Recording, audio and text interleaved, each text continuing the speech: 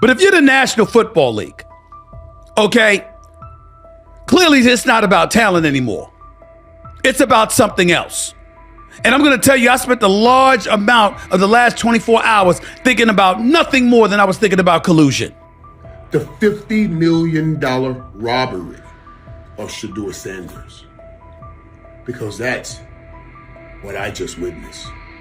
Everywhere we've seen, everything we've seen, everybody that has seen him play said he is the one or two in this draft. I love Cleveland picking this kid.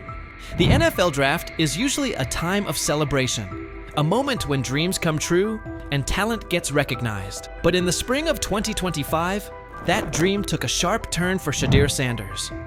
Instead of a milestone, it became a nightmare. One that might lead to one of the biggest lawsuits the NFL has faced in years. Shedeur, the Colorado Buffaloes quarterback and son of Hall of Famer Deion Sanders, was once expected to be a top 10 draft pick. But instead, he slid all the way down to the 5th round, pick number 144, by the Cleveland Browns. Now, quiet speculation has grown into loud conversations. Reports say the Sanders family is getting ready to take legal action against the NFL and several team owners, accusing them of collusion, defamation, and causing long-term financial harm. And the more you look into it, the more complicated it seems. From the outside, Shedeur's sudden drop in the draft doesn't add up. What we're looking at is a convergence of a lot of history falling into one weekend. There's a history of the NFL and their ideas about protecting the shield and what they feel like. There's histories of the Sanders, history of the quarterback, which makes this really complicated and pretty much impossible to find one specific answer about why Sanders fell. He was probably already a fringe first-round pick, so some of the mock drafts were wrong. There's probably some owners out there who wanted to humble him and Sanders, and then there's just the talent that was there. So I'm not, it's okay, I think, to say we don't know what the specific answer is. What I do know, though, and I know it's maybe a little bit of a tangent, but I feel like it's important to say, I want to say this to folks on the internet and folks who are paying attention. This is not the Colin Kaepernick situation. This is important to know. Colin Kaepernick was absolutely blackballed from the league for standing up for folks' rights. This is not what Shedeur Sanders went to. He was embarrassed for 48 hours in the draft, and he ended up going to a Browns team where he still could possibly be a starter on that team because they managed to have half of Wu-Tang Clan's worth of bad quarterbacks, and he can still work his way up to a starter. So this is not the same situation. His career can still end up being okay. Shedeur Sanders led the entire NCAA in completion percentage with an impressive 74.1%, broke several school records, and was right at the center of what many called the most talked about college football storyline in the last 20 years. With months of hype suggesting he wouldn't fall past the early second round, the expectation was clear. But instead, he had to sit through 3 painfully long days. Then came pick number 144, a moment that quickly went viral for all the wrong reasons. The cameras at his private draft party cut away. The champagne never even got opened. The room went completely silent. Deion Sanders didn't hold back afterward. According to those close to him, he was furious, allegedly saying, "This league just blackballed my son." At first, it sounded like a heartbroken father speaking out, but not long after, the leak started. Because how in the hell does 32 teams in the National Football League pass on a quarterback that was universally recognized one of the top 3 quarterbacks in the country entering this draft, and 32 teams passed on him? Not once, not twice, not 3 times, but 4 different times they passed on him. How the hell does that happen? 4 rounds. It doesn't happen to a quarterback. We've never seen anything like this before. We've seen guys drop because of injuries. We've seen guys drop because of off-field issues, but we've never seen a quarterback projected to be a top 20 pick, universally recognized one of the top 3 quarterbacks in the draft, projected to be a first rounder, in all likelihood a safe bet of a late first rounder, and drop literally to the 5th round. We haven't seen anything like that. So a lot of times when you go to these combine meetings, teams give you things to challenge you.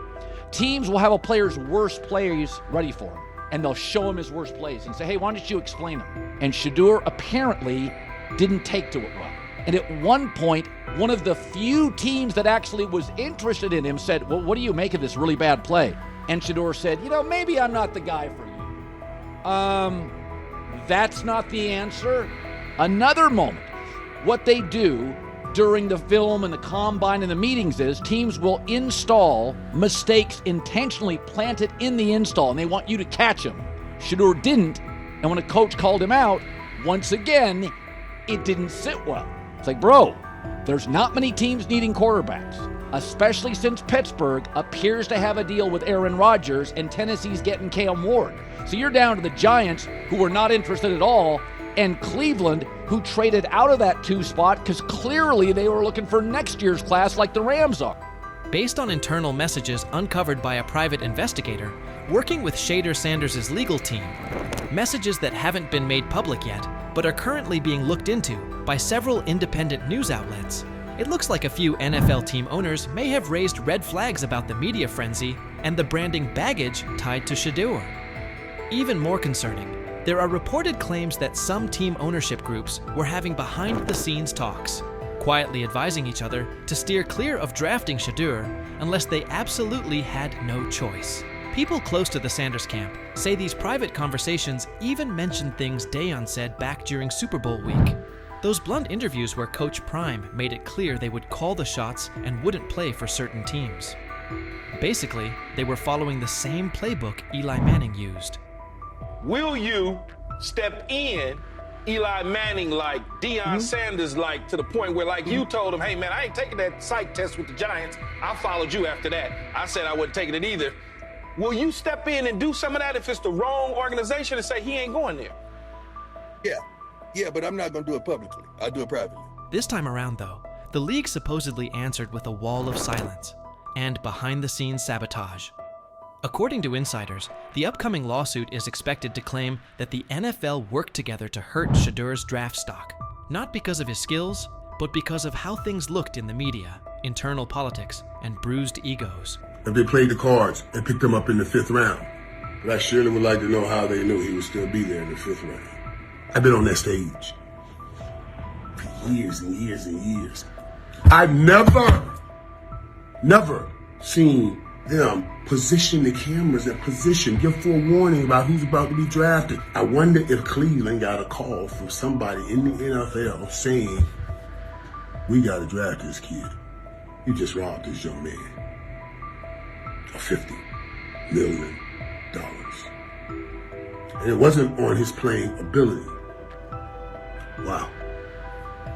Shame on you. Primetime Deion Sanders' natural bravado, coupled with that of his son.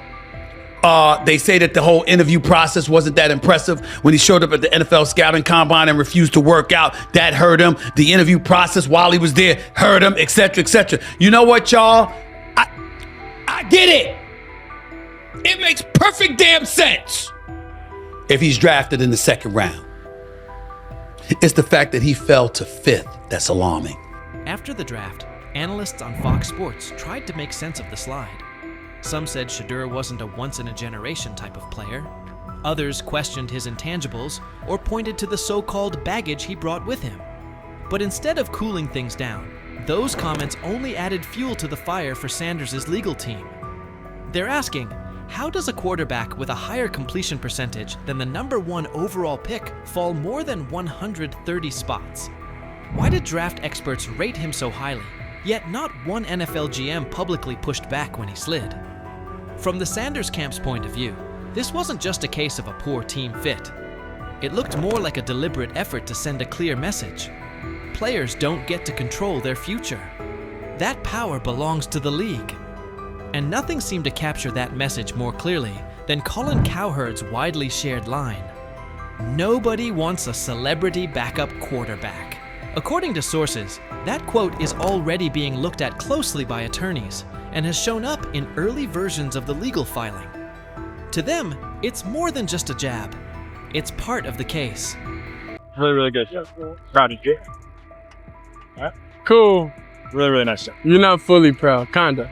I'm kinda proud. Look, first shot, was a perfect no, but she made plays, she operated. Shedeur he's a very impressive young man. He's poised, he's calm, he's smart. You can tell that he's been raised by, really quite honestly, a Hall of Fame dad. Look, we're going to get to know him even more. Andrew Berry is back and stunned everyone with a bold call. He bumped Shedeur Sanders ahead of Dylan Gabriel, jumping him from the 3rd spot to the 2nd. Here's the twist. Berry is all in on Shedeur, and it's intentional. He was the one inside the Browns organization who pushed for Shedeur to join the team. We saw the signs in the preseason. Berry clearly wanted Shedeur Sanders to break through and succeed in the NFL. In regards to Shedeur and Theon's not going to interfere. Theon's not going to be calling the coach. Theon's not going to be commenting about Shedeur while he's at Colorado. Lou, I think there's a lot of just fake news out there. All spring, Andrew Berry zeroed in on Shedeur Sanders. His initial plan was to get him in the 1st or 2nd round. When the board didn't break that way, you could see the urgency. By round 5, Berry pushed the issue. He pressed the Haslams to greenlight the pick and bring Shedeur to Cleveland. His pitch covered more than arm talent and processing speed. He emphasized Shedeur's market presence and ability to lift the franchise's profile. That combination sealed it, and the Browns made the move. From there, Shedeur quickly became one of the team's most visible figures, which many around the league expected. Cleveland then moved Kenny Pickett, narrowing the depth chart traffic and giving Shedeur a cleaner runway to compete for meaningful snaps. The message was simple: opportunity is coming, and the path is clear. After a strong preseason debut, Berry sought Shedeur out and delivered direct praise. That wasn't a routine pat on the back, it was a deliberate public endorsement. It signaled how the Browns view him, not just as another quarterback on the roster, but as a priority investment with both on-field upside and off-field impact. The organization's actions, draft capital, roster moves, and visible support line up behind the same idea. They're betting on Shedeur Sanders and intend to give him every chance to grow into a central piece of this team. Really, really good. Proud of you. Cool.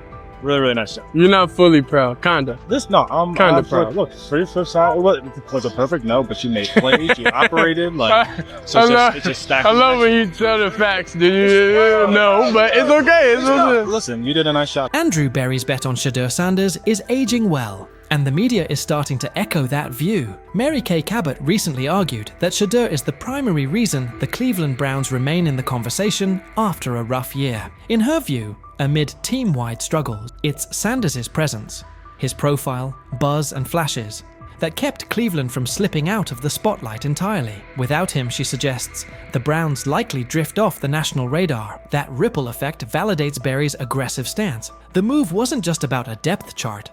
It was about relevance and upside. Cabot also underscored that Shedeur isn't merely a headline. He's a quarterback with real runway to grow. His tools and poise are too substantial for Cleveland to park on the sidelines, and she pushed for a genuine opportunity to see what he can be with proper support. The calculus is straightforward. If he meets expectations, the Browns have a young centerpiece.